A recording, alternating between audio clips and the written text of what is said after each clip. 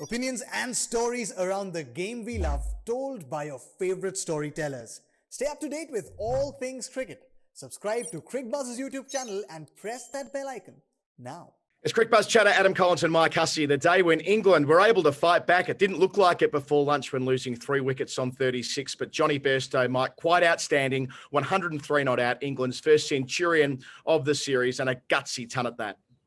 Oh, it was a sensational innings. It really was. Coming in under enormous pressure with England losing those 4 quick wickets, and Australia just looked like they were just going to roll England over and have a massive lead.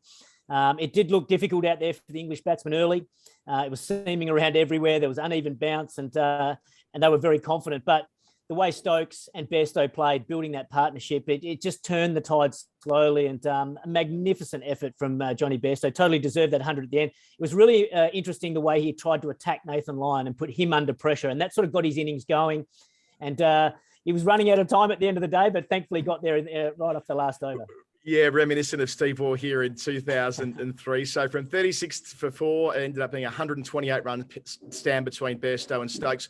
Neither man had made it to 50 in Australia, with the exception of their whacker hundreds, with Stokes in 2013 and Bairstow in 2017. But both redheads stood up to be counted, and both did it with injuries. Yeah, well, it was amazing how many batsmen took blows on the hands, throughout this test match so far. There's definitely some uneven bounce there, especially when the ball's hard.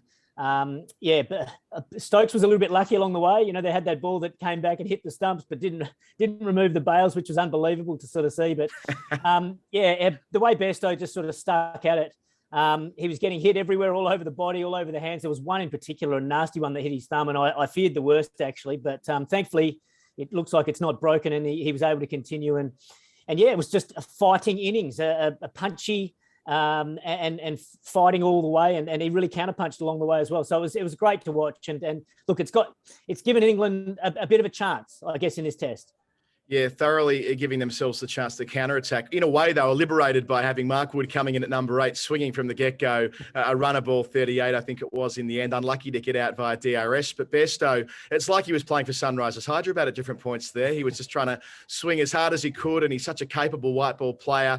Those 3 big sixes from Wood off Cummins will live long in the memory, especially the first one, deep into the Boland stand here at the ground. It was a lovely piece of batting.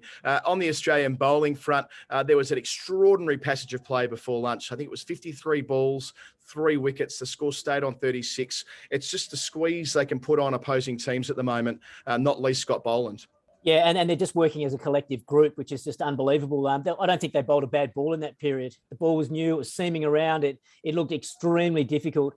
We got some statistics to say since ball tracking has begun, this collective Australian fast bowling team have been the fastest as a group, averaging 138 kilometres per hour, and the most accurate, with over 40% of balls on a good line and length. So it's an incredible performance. They're not relying on just one bowler to do the damage. They're working as a team and just building so much pressure with their relentless line and length. Yeah, and the squeeze too, when Nathan Lyon makes that big intervention, getting out Ben Stokes in the 60s. They had everything going their way for a while there, but England did push back. All right, let's go into the hotspot. In the hotspot, Scott Boland got injured, had to go for a scan, but came back. I wonder where he sits in the depth chart, Huss. Where do you think right now in terms of that pecking order Scott Boland is in, perhaps in relation to, say, Michael Neser? Oh, well, he's very impressive. I think it's a little bit horses for courses with the next sort of run coming through. I think he'd be ahead of Michael Neser out now, though. The way he performed in the NMCG, he's a good flat wicket bowler, whereas I think Michael Neser is probably more suited to the conditions where it is swinging and seaming. So I'd probably put him ahead of Neser there. And then it might come down to him or Jai Richardson. And again, depending on the conditions, Jai Richardson, remember not too long ago, he got a 5-wicket haul in the second innings in the pink ball test in Adelaide. So he is a quality performer as well. So if the conditions are right for him, then they've got a quality replacement there. So I think it would come down to, depending on the conditions, but I tell you what, he's been very, very impressive, Scott Boland. And speaking of conditions, the fast forward's kind of self-explanatory. Stay away, rain, stay away. Let us have 2 good days of cricket here at the SCG. Thank you, Mike Hussey. Follow the game all day tomorrow. Let's hope that England can continue this resistance and we can have a fabulous end to the Sydney Test match. Follow it on the scorecards, on the blog, and at Stumps with me, Adam Collins, and him, Mike Hussey, on Cricbuzz Chatter. Good night from Sydney.